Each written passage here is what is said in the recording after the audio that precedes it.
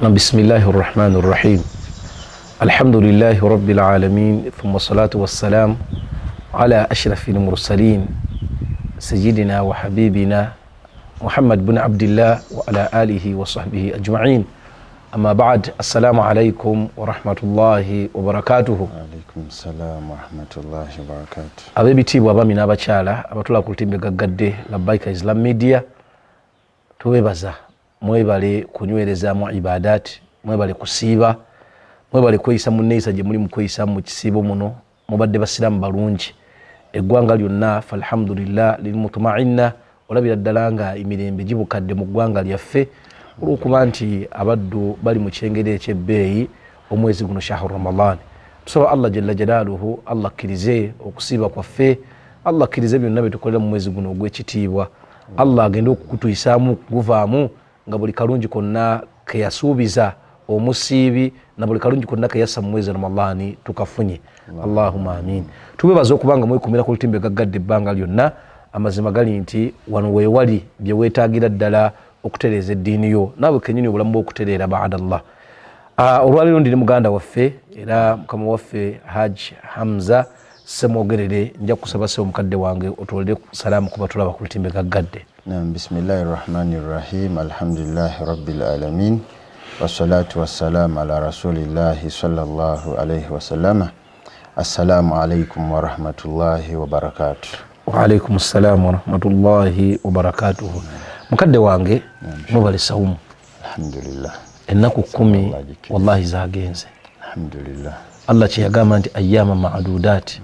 Allahu akbar. Nakumbale bubaze. Allahu akbar. Ramadani yetulekawo seeka.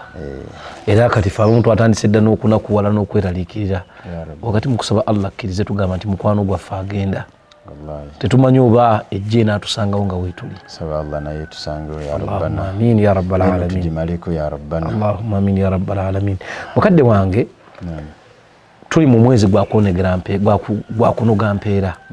Nakuyitiriza kukola birungi kubanga kati Allah jalla jalaaluhu yaleeguludde empeera ku buli kintu kyonna kye tukola. Oli musajja gwe tutambula naye ku nsonga y'oluganda. Nkakasiza ddala nti abasiraamu abali abatulaba bamanyi obukulu bw'okuyunga oluganda. Omuntu mu Ramadani muno shekhe yandikoze atya okulaba nga n'eyo ibaada naye agifunamu nnyo ey'oluganda mu Ramadani muno? Naam, bismillahir rahmanir rahim. Allah tumwebaze w'ekitiibwa atukomezaawo mu kisiibo mu shahrul mubarak okwogera ku nsonga y'emu. Shekhe, ekibuuzo ky'ombuuziza mu butuufu nga bwe twatunuulira nti mirimu emirungi ennyo Allah gy'ayagala gy'atulaamira okubeera nti tetugirekaayo kwe kuyunga oluganda. So ne mu kisiibo muno omulimu mulungi nnyo okubeera nti buli muntu agezaako nnyo ate mu kisiibo okuyitiriza, kuba eri aya ya Ramadani egamba ya ayyuhalladhina amanu kutiba alaykum siyam kama kutiba ala alladhina min qablikum la'allakum tattaqun. Aya eragira abakkiriza mu sifa z'abakkiriza, mu bitendo by'abakkiriza mulimu nti omukkiriza oyo alina okuba nga ateekebwa okuba nti ayunga oluganda. So Dr. Sheikh, so omuntu yenna mu kisiibo muno muyandigerezaako komawo eri abooluganda be okubeera nti agezaako bayisa obulungi. Sheikh, nga bwe twayogera nti mu butuufu tolina kutunuulira bintu byonna gwe wabula tunuulira butya bwennyunza oluganda, kuba seeka mu nsonga ziri ze twogere zikutula oluganda ze tubadde nga twogera ddala eri ensonga eyasooka aljahal. Omuntu singa era obutamanya, omuntu tamanya bukulu n'atandika kukola mirimu mirala, kati omuntu ayinza okubeera seeka kati ku sayidi ey'okuliisa n'ey'okusiibulula n'ey'okulabirira abantu.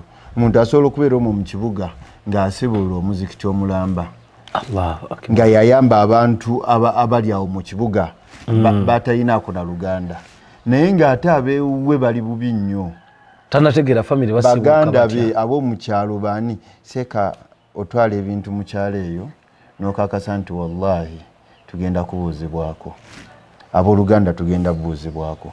Omuntu n'omuwa kiro ya sukaali, omuntu n'omuwa kawunga, omuntu n'omuwa omuceere, n'omuwa obuntu bw'olabira ddala nti buti ni kiro 3 ez'omuceere, wallahi Sheikh n'asanyuka ng'ate yali ku sayidi ey'oluganda lwe. Wallahi kigambo kinene Sheikh. So omuntu yandibadde seka kyongambye nti omuntu aba tamanyi nti ate mu kifo ky'okusaddaakira eno alina sooka beewuwe n'abafamire n'abakika kye. Ekyo Allah kye yagamba nabbi sallallahu alaihi wasallam, yasalunaka madha anfaqtum qul lilwalidain wal aqrabin. Allahu akbar. Era nabbi Muhammad sallallahu alaihi wasallam n'agamba ye kennyini afdalul iyal, nti sente ezisinga, yagamba nti ne azin sente ezisinga zezo omuntu zaafuna n'azigabira abaki? Abantu ba famire ye. Era n'agamba sadaqata alal miskin sadaqa wa sadaqata ala dhirrahim sadaqatu aish wasila. Tuosaddakira bano boosaddakidde bano boosaddaase, n'ate bw'ojja n'owa nti ono futaali yenna w'abaluganda obeera okoze emirimu osaddaase ate n'oyunga oluganda ate nga gyonna mirimu minene. Allahu akbar. So Sheikh, omuntu teyanditunulidde kulaba bantu ba mu bibuga gy'awangaalira basibuluse batya, bantu bagize batya nga tannatunulako mu famire.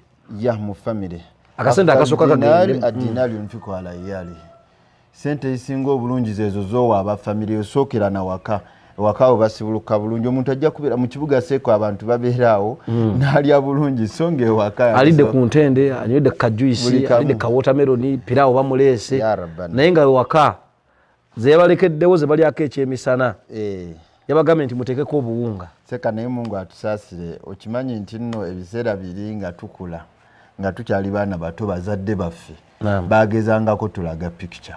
Wallahi kifaananyi baakijjanga mu Ramadhan, osibuluka mu Ramadhan, era nga ba neighbors bategeera nti awo ekisibo kyatandise.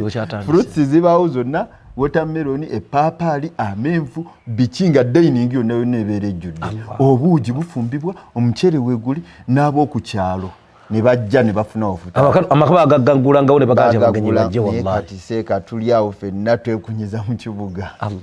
Tuli awo ffenna tetukyagala. Emizikiri gy'omu bibuga bwe ziti jijjula, naye twekwasa ensonga ebibuga abantu batuuse kusaala talabuya. Alhamdulillah. Ate abedda baasaalanga talabuya ne batwala n'abaana baabwe. Waliwo omusiraamu nabadde naye ng'alina ensonga gyogerako, n'agamba ekiri afdal kyekiriwo. Abasobola osaalira mu kibuga tetubaganyisa mu kibuga, naye nga ye ensonga gy'abadde awa ng'agamba kyandibadde awula omuntu n'arespectinga guno omwezi. N'agamba nze ngenda kunnyuka ssaawa nga 12 ngende ewaka n'abantu bange ewaka n'ab'oku kyalo, olumala mbasitule bo bennyini ngende ku muzikiti nsale wali muto tukubye emiggo. Maseka tulina okusaaza abaddu mu kibuga, tulina okubeerayo abaddu basaale tarawehe, tulina okusomesa. Seka ffe Allah aratulamu mu ngeri ey'enjawulo. Abaali mu ensonga zammwe endala, ndi mu nsonga ndala zino. Wallahi mabegaawo omukyala yambuza ewaka ku Sande, twalindoza tusiba lunaku lwa 7. Naye ewaka awo nindiridde, ali mu kwekeja, ali mufumbire, yateekateeka futaali ku ssaawa 12:45 omuddu n'ankubira essimu nga nawe nayina okubeera, waliwo omuddu yayina futaali, yayina omukolo gwe nina okubeera, ng'agamba nti seka nga tolabika. Nemugamba nengamba omukyala nti mbadde nerabidde nti nina okugenda owa Shirafu. Omukyala yambuza ekyo nanga nti kati gwe kitegeeza ssebo Ramadhan yonna togenda kusibulukirako waka wano. Wallahi natulamu nenga nti Allahu akbar, nakino nakola kamogo kanene naye nga wallahi seeka ebitutwala ibada buvunaanyizibwa. Kati omuddu oyo akoze atya Sheikh? Alina obuvunaanyizibwa bumukutte. Wallahi talabamoko kakisa kagamba nti kansacrificinga kino nsibulukeko ne family yakoze atya. Wala basabi tewali buzibu asibuluke munsibuluka yona gyasobola, kuba Allahu fattakullaha mastata'tum. Allah tulina omutya okusinziira ku busobozi obukola ki, kuba kati embeera gwe bayimaamu abamu abasinga ensonga gye bakola ate nayo nnene nnyo. Era kyewala tutera ogamba abakyala bano abafumbirwa abawalimu nti baddu ba Allah munywere swaburu ebere y'amaanyi, kuba kati omuddu Allah ngenda n'ebirowoozaamu awo nga nti anti omuwalimu kati omuwalimu azin okolera ni mukama oyo oli kamaafu ya Allah ni mu ofisi ya Mungu wakutaddewo olina okubeera kyolanga seekomu yabadde agamba nti at least omuntu okubeera omusiraamu mukadde waffe Allah amusaasire kyenkata yagamba nti okubeera omusiraamu wa bulijjo oba n'emirembe, naye kasita weeteeka mu byayirimu n'ofuna irimu ng'obonkenke bwogenda okubeera nabo tebwogerekeka buli kimu ogamba nti kino Allah agamba kiwano, omubaka agamba kiwano, kino ate nkikoze ate kino kireese emitawaana. So Allah atusaasire. Mukadde wange oyogedde ku kintu kulabirira baŋŋanda mu Ramadani muno okubatwalira ebyokusibuluka okubeera nga tubayisa bulungi mu Ramadani muno seeka awo wennyini wenjagala tutandikira awo nti amazima gali nti oluusi embeera eyiza obutabeera nnungi nga nandyagadde okukola naye nga embeera si ki nange nfunamukooko mu maaso ga Allah nandyagadde okukola naye embeera si nnungi nandyagadde okubaako bwentaggulula ab'eŋŋanda zange naye embeera eganye. Anti Sheikh bwe twali tutunuulira definition ya sil arham okuyunga oluganda teyaliiwo mu ssente zokka. Ekibuuzo ekyo baakibuuza nno baakibuuza Sheikh Saudi mu fatawa era mwekiri ng'oli agamba famire sebo seeka gye ziri nga famire zo teziinaamu atayina nga bonna bonna Allah abasula mu famire ng'eno famire bayina neno bayina nga weeziri ng'ezo teziriimu muntu mwavu yadde n'ogwo omukatolooza bo tebeeyunga kati mu mbeera okuyunga oluganda si sente nazo ziyamba mu kuyunga oluganda ne Sheikh bakugamba nti azini muganda omulwadde weekwata ogenda omulambule seka nina jjajja wange gwe nali mmanyi nti ali mu basinga okuyunga oluganda naye Allah amujjulula naye jjajja oli yajjanga na kagaali kuva mu kyalo nga luganda lwe lumuluma seeka ng'ajja n'akagaali kuva mu kyalo n'ajja effe Kampala n'asooka asula ewaffe n'agenda n'asula ewa taata omulala n'agenda n'asula mu baganda be ng'ajja byonna bipulaninze naye bye namwegombako byali bimu seeka ali eswala temuyitako nga buli ddakiika baafunawo saba Allahumma kfirlahu wa rahmatuhu ate naffe Allah wallahi akituwe kyengezaako okugamba okuyunga oluganda oyinza okubira n'omuntu essimu n'omubuuza n'ozuukusa ku bantu boddaako n'ombazuukusa ddaako ne mukyalagana ono okubakwira essimu n'omuwa ku dduwa ogaa nti wallahi nkukubidde essimu nga njagala ominise nsaba Allah akugaggawaza Allah akuwa obulamu obulungi Allah akkiriza okusiibako kyenjagadde okugamba ate Sheikh abantu bano balina okitegeera eno nzikiriza obusiraamu oba bannaye abaganda balina egundi zaabwe abasoga abatoola abanyolo naye oba wakkiriza n'osiramuka sooka okole ebyobusiraamu byokodde mu byekiganda kuba mu busiraamu butugamba nti kati nga mu kuyunga oluganda bukugamba nti nno bwogeza n'oyunga oluyunga otya n'ogeza n'oyunga oluganda nti nno nze nyamba ku baganda bange ne ssente ogenda kweyongera gaggawala man arada mu hadithi Allah gyagamba omuntu yenna yenna agala Allah abeerenga ssente amuyiziwalize ssente amwe n'obuwangazi falyasu rahma abeerenga akola ki ayunga oluganda kati ffe tuli mu nzikiriza ey'obusiraamu etugamba nti nno bwe mpitiriza akuyunga oluganda nendeeta baganda bange ewaka sekera nze nsuubira ensonga lwaki bataata baffe bawangaira mu bulamu bwolabira ddala nti bubadde nga sente si nnyingi nnyo naye nga ate balina emirembe balina baraka ebintu byebakola bitambula kati ffe okeera ku makya ssaawa emu 12 oli ku mulimu ovuddewo ssaawa 2 wenna oli awo weemazeeko emirembe osula mu bulunzi bubiri oli awo labalani yonna tolinawo muganda wasibulukiddeko wo wallahi mungu atisaasire ne mukyalo tonasirikayo kintu kyonna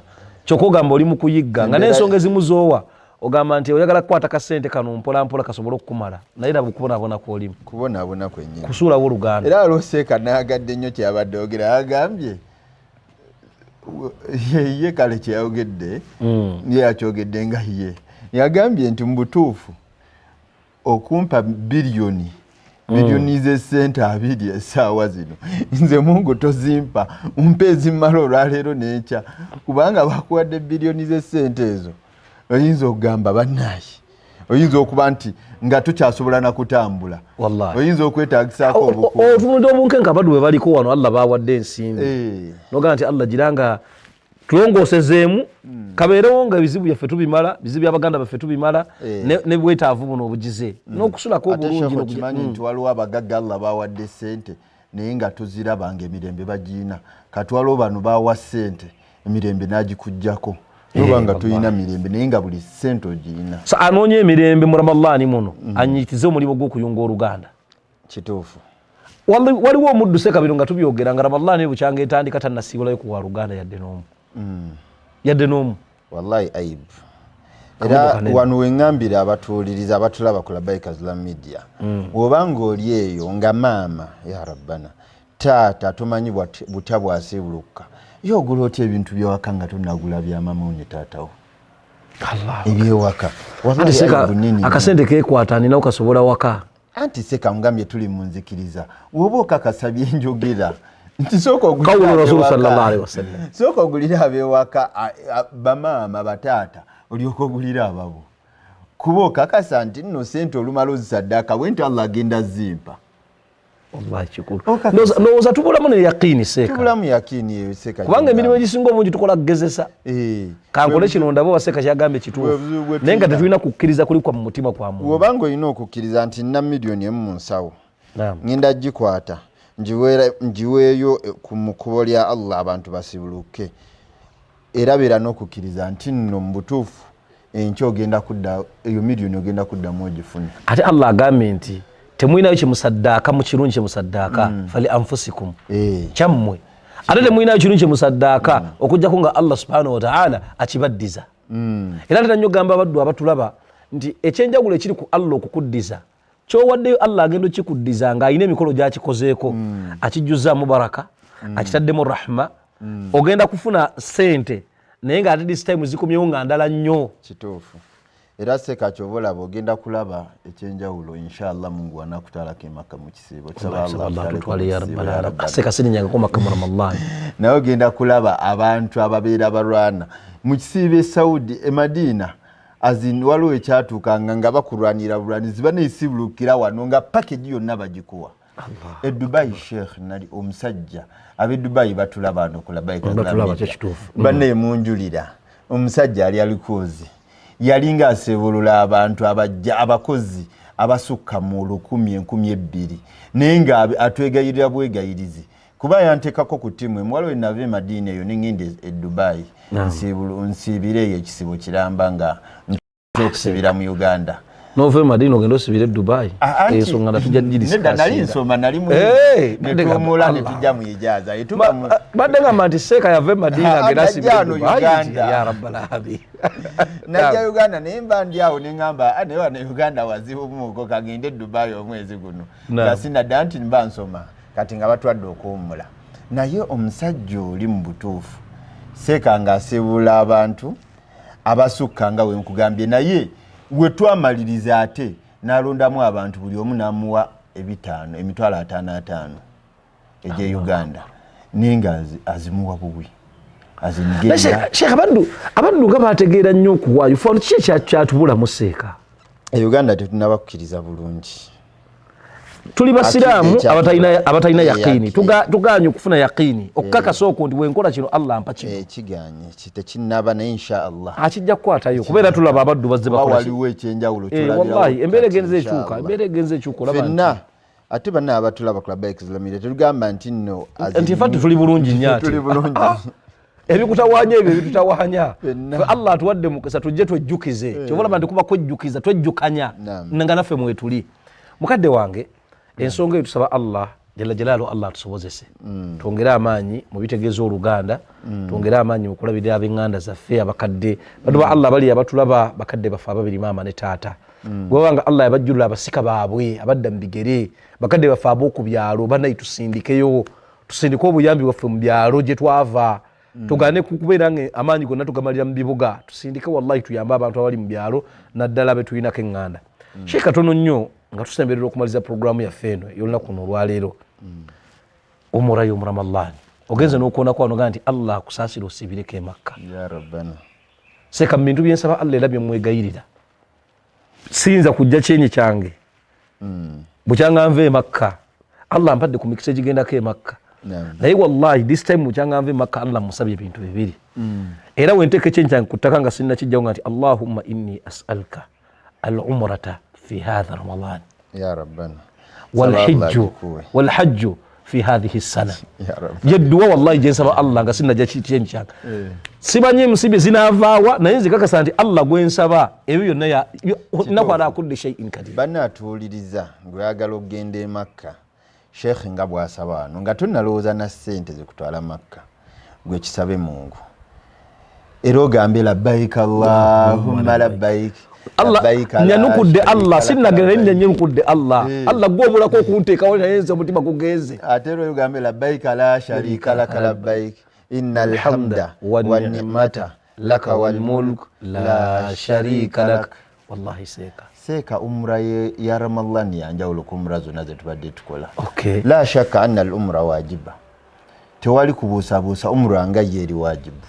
Omuntu ateekeddwa okukolayo umra mu bulamu bwe nga bw'olaba nti weebanja hijja oteekeddwa okwebanjayo umra. Oteekeddwa okwebanjayo umra. Naam. Era mu butuufu era mu aya eza umra zennyini nnyini mu aya za hijja zonna ogenda okulaba nga Ibn Abbas agamba nti okuba nti umra eva egoberera hijja ne mu aya kyonna kikulaga. Era ye agamba nti no twali swahaba gwamanyi okujjako nga ayina hijja neki ne umra. So ne tuddayo aya eri bagitegeera batya wa atimmu al-hajja wal umrata lillah. Perform hajja and umra for the sake of Allah. Kola umra ne hijja ngo bikola kula Allah. Seka lwaki olowooza mu butuufu hijja Allah ali ayina obusobozi obugamba atimmu al-hajja nakomaawo naye nawongerako ne umra. Ate ne wano n'agenda mu zino aya zetugenda okwogera zetujja okwogera inshallah nga tuli e Makka nga tugenze mu Safa inna Safa wal Marwata min sha'irillah man hajja al-bayta n'agambera awe aitamara. So kitegeeza mbutuufu hijja n'umura byandibanga bitambula. Era abaddu batunulira abaddu noseeka abaddu bali eyo nga wallahi abaddu bayisa mu umura amaaso. Sigamba nti bagiyisaamu amaaso lwakumanya naye omuddu tatunulira umura nga kikulu. Hijja falhamdulillah abaddu bagitegeera obukulu bwayo naye tukyabulamu okutegeera umura. Kituufu tukyabulira muddala. Era waliwo eyajja mu ofiisi na complaining nga nangamba seeka omusiraamu oli ye buli ddakiika agenda mu umura yakisibo hijja tagigenda. Nimugamba muleke Allah yennyini ajja mukuwola muki mu hijja. Allah mukisa gwamuwadde n'amukuwola mu umura muleke ajja mukuwola ne muki ajja mukuwola kubanga tewali yagenda mu umura n'andiwa ku nyumba ya Allah ey'ekitiibwa okujjako ng'asaba Allah amuleete mu hijja. Era kyaba asaba naye mu butuufu omuntu abeera awo nayogerera omuntu agenda mu umura nga tannagenda mu hijja. Tukugamba byonna biri ki? Byonna bikulu, byonna biri wajibu okusinziira ku bamanyi butya bwe bagamba adilla zaabwe. Ate sahha al-hadith fa huwa madhhab. Hadithi webe ntufu ge madhhabu amatufu. Mambo Abu Hanifa yagamba idha qultu qawla yukhalif kitabullahi wa khabar nabina Muhammad sallallahu alayhi wa sallam fatru qawla.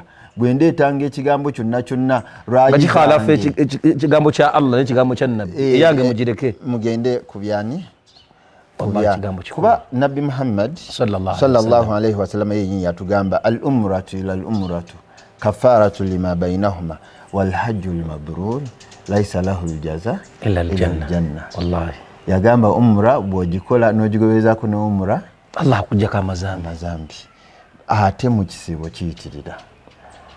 Era Sheikh nina abasiramu bange bansanyusa era balina ne gurupu yaabwe eriko Ramadan umra bo bakolamu ka gurupu kaabwe era batulaba tebava Makka na Madina Allah abawa sente alhamdulillah tubasabazi bakumira. Era abantu tubagamba abantu baganya ogende Makka n'ogenda okuwulira ate ayavuwa ddagala genda Makka ne wano nga abadde ne sente nga tamanyi butya muntu bwakuuma sente. Ensonga esooka mu kuuma sente kutuuka ku mubifo ebyo kutuuka Makka sente giteekemu omukisango oggyeko n'ogendako e Makka ne Madina. Ekigambo kino mubaraka oba kyatulamye otutegeera emikisa gino gyetunoonya Allah ali kugamba nti ennyumba gye yasookera ddala okuteeka ku nsi wano nga yakusinzibwa ku Allah subhanahu wa ta'ala gyagiteeka mu kiwonvu wali Makka ate n'agifuula nga ya mikisa n'agyetolooza min ayatihi ya rabbi. Seka kyovolaba nga mu butuufu Makka yo osobola gitegeera ogituuseeko bwe watonagenda Makka tosobola tegeera. Era mikwano gyange seeka njikubiriza okugenda e Makka ne Madina naye nsaba Allah akibategeeza mu mitima gyabwe tebanategeera bukulu bwa la ikraha fi ddiini. Tokaka omulimu gwendiko gwa tablighi gwakutuusa batuuse babulire obulungi gwa tadhikiri kubakolako gundi naye nsaba Allah wallahi abategeeza obukulu bwe Makka ne Madina. Amazima gali nti shekhe lwe nasooka okugenda e Makka bwe navaayo nalayinga kwebuuza lwaki nvuddeyo naye nenzijukira nti tiketi yabadde eweddeko. Kituufu. naye bwe naddayo ogwokubiri ate ennyonta eddayo ne yeeyongera. Era wallahi nsaba Allah akkirize ndi mu bantu seeka abagamba nti oba ssente bwe ziri oba teziriiwo ngenda Makka. Ya rabbana. Sheikh mu nsonga ey'e Makka, naam, butuufu buli muntu omulundi gwasooka okulaba ennyumba eyo azin emukola kike azin emuyisa bulala. Kuba Sheikh mu butuufu by the way okutunulira just Kaaba ibada another al-Kaaba ibada ate nayo sosi ya baraka. Sosi ya baraka ogenda tunula ku Kaaba. Era nina mukwano gwange twali naye Makka eyo omulundi ogwasooka mu Septemba. Olunaku nga tuli kumpi kuvaayo twagamba nti olunaku yali Juma yaumul Jumaa yasembayo twagamba nti Juma tugiwaddeyo tugenda kutunula butunuzi ku Kaaba. Ne tugenda waggulu ne tugitulebamu bwe tuti ne tubeeraawo essaawa nga 3 tutunulidde Kaaba tugamba nti baraka zonna tugenda nazo. Sheikh gwe teweewuunya nze wendabira ddala awo wokakasiza waman kafafa inna Allaha ganiyyu anil alamin. Gwe oba toyagala kusinza Allah oba toyagala genda ku Kaaba waliwo abaddu ba Allah nga bo awo we baafuula bayitilla nnyumba ya Allah. Seka abantu wano mu State House yetegeka negamba nti nagenda mu State House n'alwana butya bwatuka mu State House n'alwana kale tugeze njagala kukwata ku president mu ngalo ng'ekyo kyafa. Wallahi ogende Makka omuntu zino trips endala zino zimwanguyira ne trip y'e Makka nabeera nti sente zasembayo okufuna. Naye ati Sheikh mu tugamba nti wali Allah akuyita buyisi omuddu ono Allah batannamuyita kituufu. Naye nina kye nabadde nsomesa abasiraamu ne ngamba nti Allah agamba mu Qur'ani mu bifo bingi ngagamba nti inna Allaha yahdi man yasha ila siratin mustaqim. Nengamba abasiraamu nti gotobeera kaawo ne kikulumiriza mu mulimu mutima lwaki toliimu mu kagambo kana akagamba nti yahdi man yasha lwaki toliimu? Kuba Allah alungamya gwaba yagadde naye gwe toyinza kwebuuzaako lwaki Allah tannayagala gwe olungame lwaki? Ya Rabbi. Atawo Sheikh mu kuvaawo kwe tujjira eri gundi eri kaida man thabata islamuhu bil yakin la yajuzu ikhrajuhu illa bil yakin baada ikamatil hujja izalatu shubha. Allahu akbar. Nti omuntu okumanya Allah alungamya nga woogambye gwaba ayagadde omuntu aba Allah amuteekako okulungama kw'obusiraamu tetukkirizibwawo okuvaawo ne tugamba nti naa gundi oyo kyakoze si musiraamu kuba ye Allah obulungamu buvaani buva eri Allah. Era seeka ne tuddeera ne mukaaba ne ku nnyumba eno ku Umra ebimu ku bitwala e Makka ne Madina tajdidil kubera nga tuza bujja bwaffe era n'eri aya wahuda esembyayo wahuda lil alamin. Kaaba ino okukuleetera obulungamu toyina kubeera nti ova ku Kaaba n'osigala nga kyeki mu kizibu nnyo. Sheikh ojjukira bwe twali mu Septemba kati nze newaako kale obujulizi bwe twali mu Septemba okuva mu Septemba paka kati mpulira waliwo enjawulo mu ibada zange. Anti wasomya ebigambo bya Hassan al-Basri nakula twali e Makka nenda bange ebigambo bya Hassan al-Basri bikukutudde kituufu. Allahu akbar. Nakutukira ddala byali bigambo bizito seeka. Kati tomanya ddi kyobola nga omuntu agenda e Makka muleka agende. Kati nze nkugambye okuva mu Septemba nina ekyenjawulo ate nga mu Ramadhan ziri endala waliwo ebyenjawulo bye nasigala. Naye basajja mu Allah mwebaze nava mu Septemba okuba nti ekyenjawulo kikola Allah era ntunulira nnyo ndera nnyo okutulaba bashuyukhu baffe abo ne mbasaase naddala abaddingana Kaaba bwe mulaba nga akyalinamu ghillu mu mutima gwe ghillu eyo ng'ekyalimu nti naye omuddu ono Kaaba emukolako kyono ye kwanza neewuunya omuntu agenze ku nyumba ya Allah eyo obunafu bubeerawo tunafuwa ng'abantu khulika insanu dhaifu otyatanda mwenga yesu tulinamu obunafu nafsu lawama wallahi Allah bwasinga okwaga. Naye Sheikh tuddayo ku nsonga eri seeka wangambye seeka awadde ne Sheikh Lugolo binagambira ddala n'agamba buli omu akola buli omu ayinayo buli omu alina okuba n'amazambi buli omu ayinayo ezabiri nga awummuzaamu oliwummuze oliwummuza nga ogenda Kaaba bw'okoma olipiikinga naye tusaba Allah bwe tugenda e Makka bw'atugjayo wallahi byonna tubeere nga tubisudde mu kasero Allah atuwa okulongoosa. Naye Sheikh e Makka eyo omanyi emboozi y'e Makka yo teggwa buwoomi. Omanyi buli wotandika ofuna experience otandika okulaba waliwo omukyala gwe twali naye Ramadhan eri twasooka kuba naye mu Desemba era Sheikh tovolaba nga nkugambye oluganda lw'amaanyi nnyo.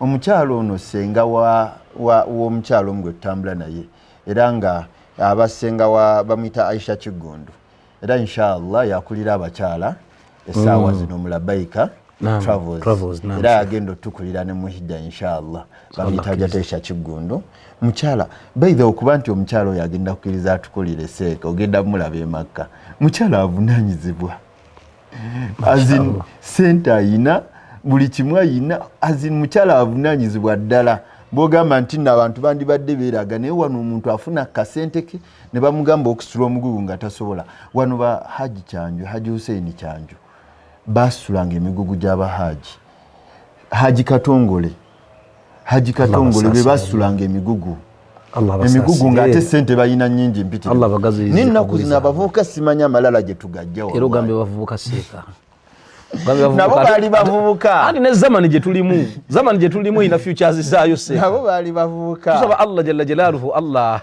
habere nga atulungamye naye zamani eno naye erimu ebigitawaanya nga bw'ogambe nabbi yagamba nti naye buli mulembe ne buli kiseera ne fitina zaakyo kati guno mulembe gwe tulimu n'ekiseera kye tulimu malala kituufu kati mbadde ngamba omukyalo oyo mu butuufu yasikiriza senga wali mu Amerika akole ku umura senga we yangamba ali amaze emyaka nga gigenda mu 2 nga bukyavawo mu hijja taddangayo ate nga hijja agikola muki muto kati wehajja mu umure ya Desemba nahulira bulungi yawulira nga embeera yonna era olama mu Desemba twali tugenda mu kisibo nangamba seka nkubulire nankubirese nangamba ne mu kisibo ngenda nise komanyi tiketi sente ze yagigula Allah yagula tiketi sente esuke 1200 eza tiketi yokka nga tannagenda mu bino ebirala tiketi yokka kati Sheikh waliwo abatulaba ku Labaika Media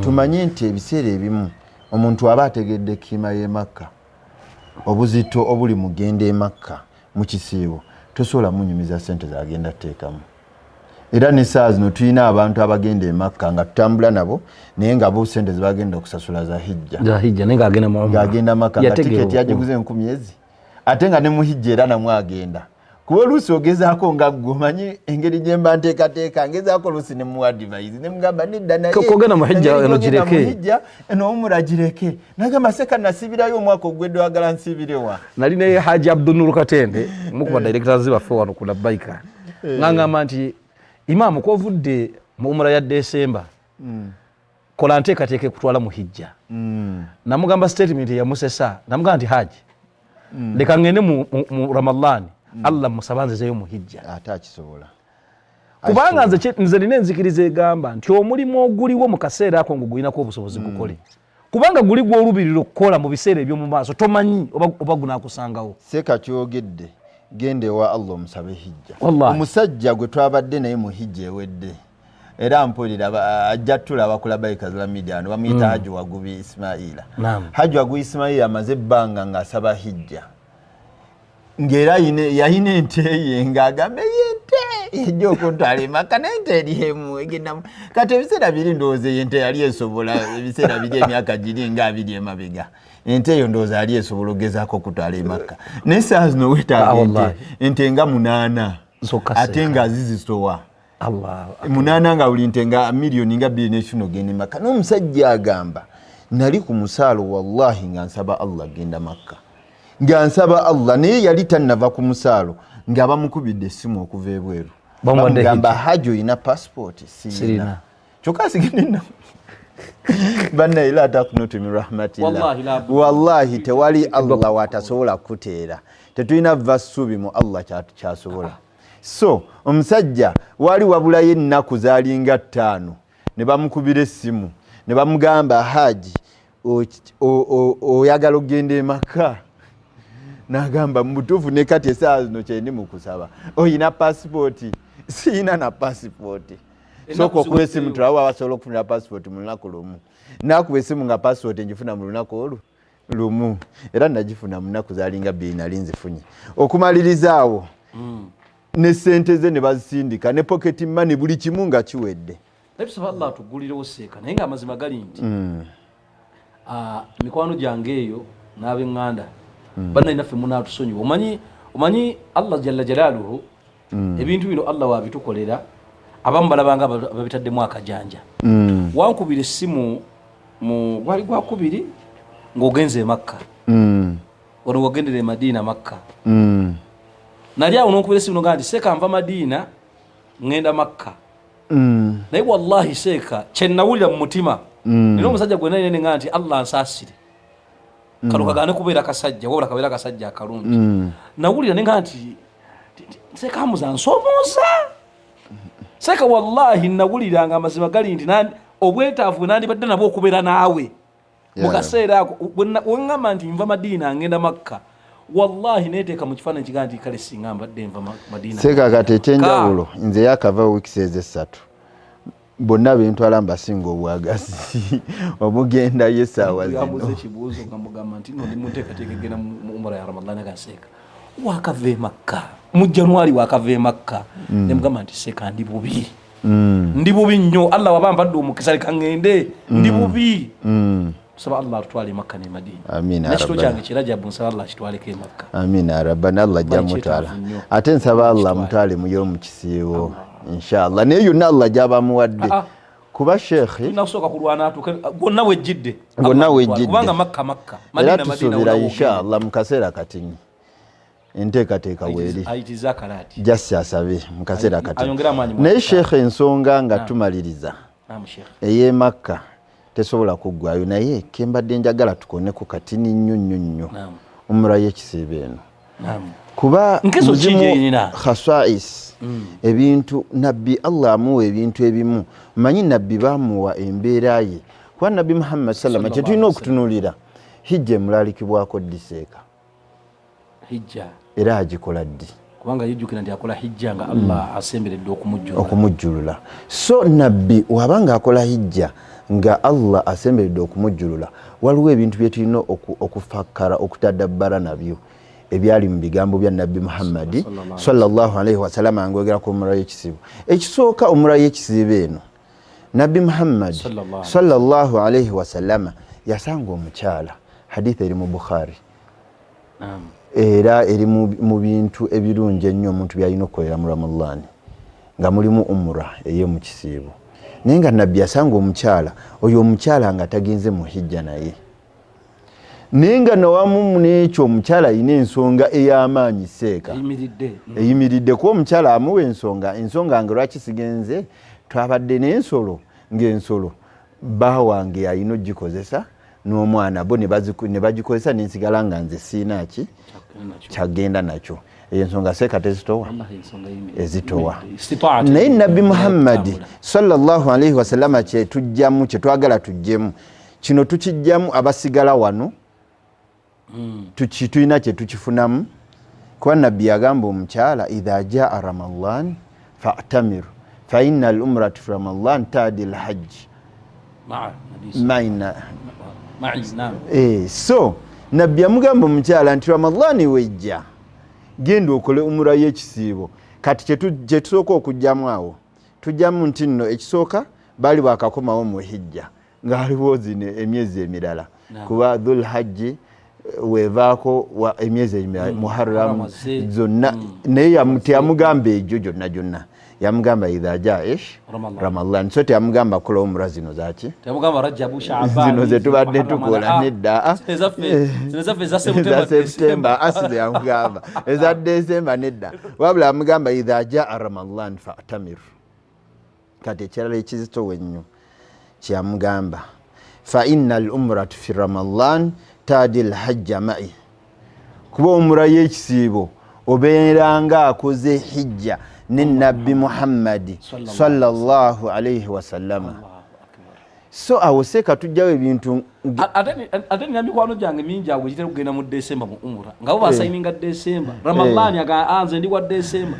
oba tuddemu okunyitiza hadithi eno bagitegeere bulungi seeka twali buzibu wa December naye wa December eva mugamba era nina omugendo tambula ne mu kisiibo eva mugamba wanaatambulako mu kisiibo tagenda kuddamu kumisinga na kisiibo kuba wa December n'okusinziira ku kalenda yaffe abeera agamba nti bamukozesa omwaka mulamba kati mu kifo ky'okuwummulira Dubai kagenda awummulirewa Makka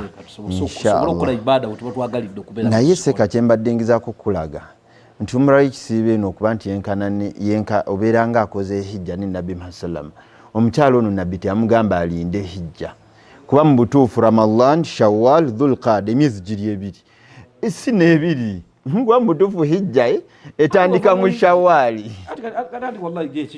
kuba waliwo hijja abakitandika mu Shawwali hijja etandika mu Shawwali, Dhulqaada, Dhulhajji so mu butuufu wabuli wabulayo ennaku mbale naye nabbi namugamba nedda Ramadan gy'oba okoleramu obeere ng'ofuna empeera ezo so mu butuufu omulayo ekisibo ebeera njawulo nnyo saba Allah ow'ekitiibwa buli yenna ali eyo atannagendako Makka mu kisiibo amusobozesa okubeera nti amutwalako mu kisiibo inshallah taala tubigatte wali tuyunga Oluganda ate abaddu tubatwale balabe kituufu inshallah taala abadde batulaba ku lutimbe Gaggadde Labbaika Islam Media obuno bwe buwomerevu bwe Makka ne Madina obukulu bw'okuyunga Oluganda mu Ramadani muno tukitwale nga nsonga nkulu bw'atannasibula ku baganda ba musaayi okyali bubi ennaku zigenze 10 tuli mu 12 lwana nnyo kulanga mu 12 baganda abo mu musaayi balya ku ssente yo basibulukira ku ssente yo ate nabo batolina ssente beerako n'ebintu by'okola ebiraga nti ofaayo eri baganda bo oyunge Oluganda Allah bawadde obusobozi akavidiyo kano kakutuuseeko ng'omukisa gukyaliwo genda e Makka mu Ramadani muno ofuna okubeera nti ate opimbwa ku minzaani yakuba nti okoze hijja n'owekitiibwa Omubaka Muhammad sallallahu alaihi wasallam tubadde ne mukadde waffe Haji Semogerera Hamza Labbaika Travels wali ku Cham Towers 221 room number ekkubo lyaffe Russell Road mubadde balabi balungi tusaba Allah jalla jalaaluhu akkiriza okusiiba kwammwe Allah akkiriza okusaddaaka kwammwe na buli kalimo konna okusaala kwe musaala tarawih gye muyimirira tusaba Allah jalla jalaaluhu buli mulimo gwonna gwe mukolera mu Ramadani muno Allah abeerenga agukkiriza ennaku zino zitulimu 10 eryokubiri tusaba Allah atukoleramu ebinene ebinaatuteekateeka mu mbeera esingira ddala okubeera ennungi nga tweteekerateekera ennaku 10 ezisembayo oba ebire 10 ebisembayo mu mwezi guno Ramadani barakallahu fikum وجزاكم الله خيرا في الدين والآخرة وصلى الله على سيدنا محمد وعلى آله وصحبه أجمعين والحمد لله رب العالمين والسلام عليكم ورحمة الله وبركاته